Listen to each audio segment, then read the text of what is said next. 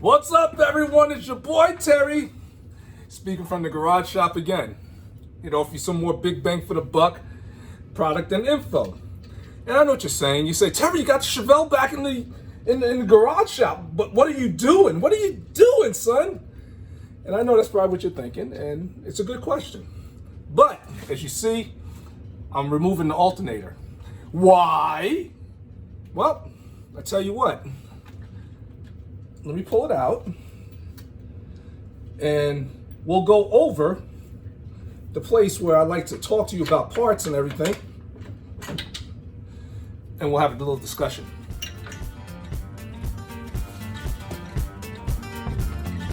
How's everyone doing out there? Now, before we even get started, what you might want to do is you want to hit that subscribe. Now, the subscribe is somewhere around this.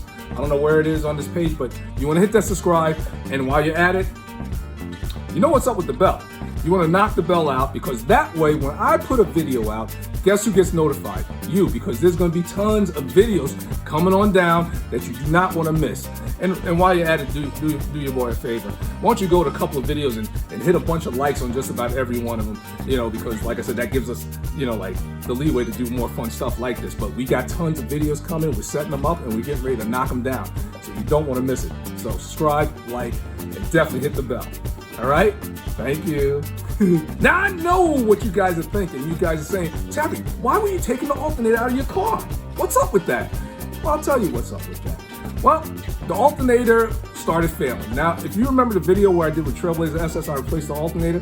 Why? Because it was flickering. The lights and the interior lights were flickering, and the headlights were a little dim.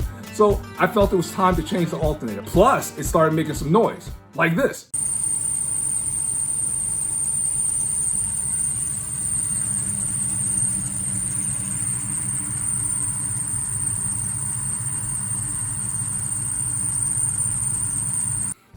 Now, I'm not saying that's the only cause, but I'm saying that is a cause.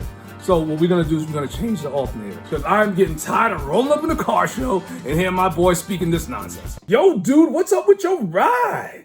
Yo, won't you feed that bird some seeds and tell it to shut up? Yeah, it's very funny. Yeah, we'll see what's up. Okay, yeah. So after doing a series of testing, it seems like all roads point to the alternator. Now, I'm not saying that is the only problem that's causing the chirp, but it is a big problem causing the low voltage. So we're gonna change that alternator. Now, if you have a vehicle with an LS, or you did an LS install, chances are you're gonna see this. This is the GM DR44 alternator. And this is the most common alternator that you'll find.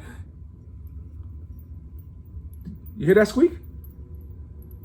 This is the most common alternator you'll find in any type of GM fleet automobile. Now, you just heard that squeak?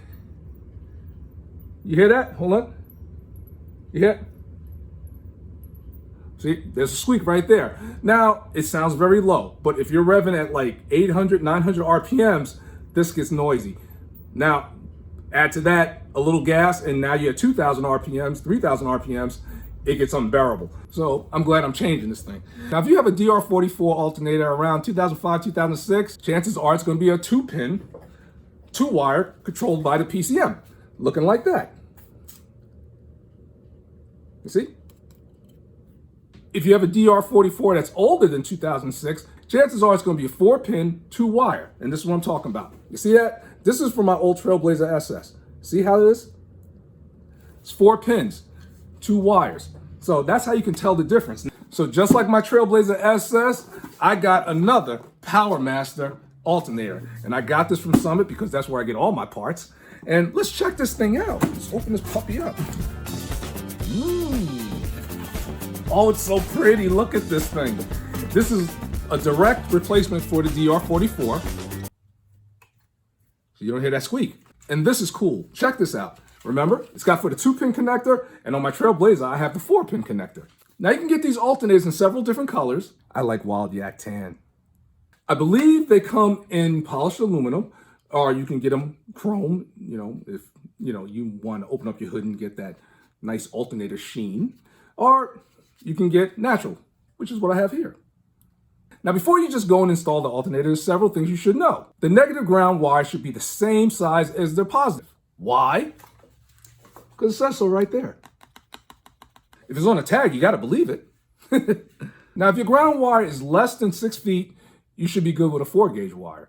Now, if it's more than 6 feet, you should think about stepping up to a 2-gauge wire, or should I say stepping down? It's stepping down. And speaking of grounds, another cool thing about this alternator, they give you a terminal just for the ground wire because you just can't have too many grounds. Look at this. So your ground wire goes right here. This is slick. Let's install this. So before I install this new alternator, I got to take the 6-rib pulley off and put the 8-rib pulley on. And you hear that?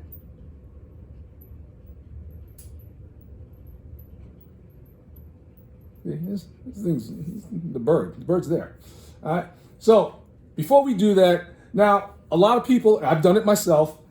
You place the pulley, you put it flat down like that, and you just with an impact gun, take it off.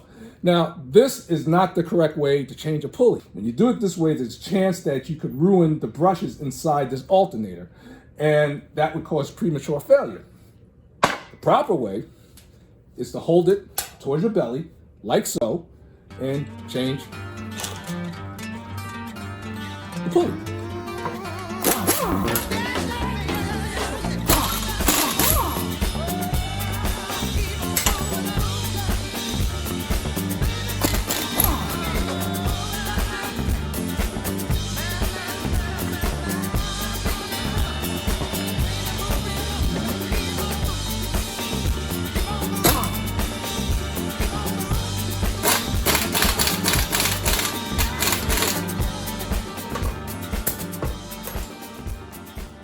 Now we're ready to install.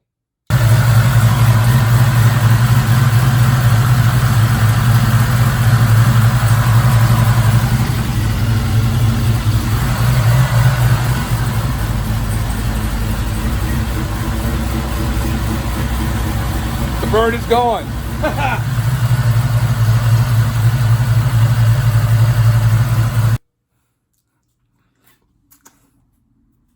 That bird out of here.